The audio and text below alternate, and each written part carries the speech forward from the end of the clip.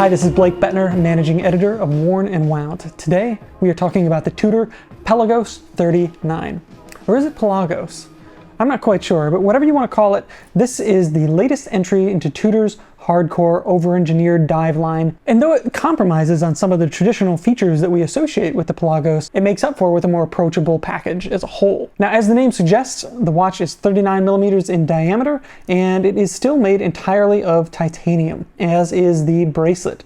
There are no rivets here, and the clasp does get the T-Fit quick adjustment system, which is very pleasant. It even has a dive extension built into the clasp. So yes, this is still a bona fide tool watch, dive watch from Tudor, and a good one at that. However, there are a few compromises being made here. First off, you'll notice there is no helium escape valve. Not that that was all that useful for most of us, but it was kind of a fun detail that the Pelagos always had, except for the FXD, of course. It's also missing the spring-loaded tension adjustment in the clasp that we've seen on other Pelagos watches. And the biggest departure you will find here on the dial and the bezel. Right off the bat, you'll notice that the ceramic bezel insert gets a sunray finish, and this catches a lot of light. Additionally, the dial has a very subtle sunray finish that is almost entirely invisible unless you're in direct sunlight. The effect under normal daylight, though, is not quite glossy and not quite matte. It's somewhere in between. The hands really appear to be floating off of the surface, though. It's a beautiful effect, and it kind of leans into that urban sophistication angle that they're playing into with this watch. Now, of course, that's a term that you never would have associated with the Pelagos beforehand. If you take the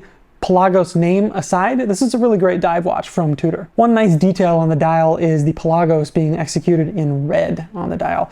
Now, this might be a nod to the Rolex Submariner, which of course has the 1680 red from the late 60s to early 70s that appeared on the Submariner date, reference 1680. The dateless 5513 and 5512 did not get the red Submariner. Of course, this has no date, however, much to the chagrin of some of us. Now, since the Pelagos is rendered in red, visually it takes away from some of the weight of the 4 lines of text at the bottom of the dial, which has been kind of a common complaint for the Pelagos. The bezel assembly is a unidirectional 60-click unit that is very stiff and quite snappy. Very satisfying overall to use.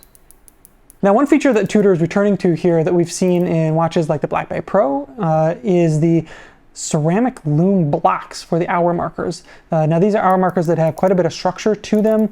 They are applied to the dial, but they have the appearance of kind of the old school pad printed blots of lume, and they're very effectively bright after a day in the sun. And yes, this does get the Tudor manufacturer movement, the MT5400. This gets 70 hours of power reserve and is of course chronometer rated. Okay, so this certainly is a more wearable, approachable, daily wearable Tudor Pelagos.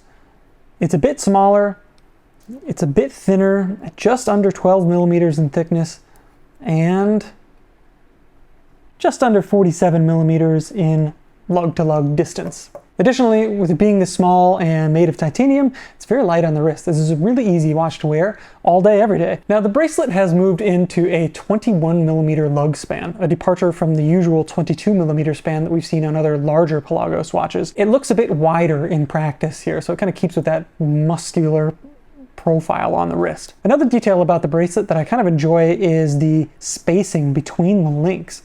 You can see daylight through it here. On the wrist, the effect though is to create a lot more contrast, and it's something that has really grown on me with wear. Now, this small case, in addition to the squared off hour markers and snowflake hand, make the comparison obvious to the old school snowflake Tudor that we all know and love. If we were to see this in a blue rendition, I think the through line would be very clear, and it would be a very welcome change to this watch. All right, so this is a great watch, easy to wear every day, very comfortable, accurate, it's got the power reserve, it's got all that stuff.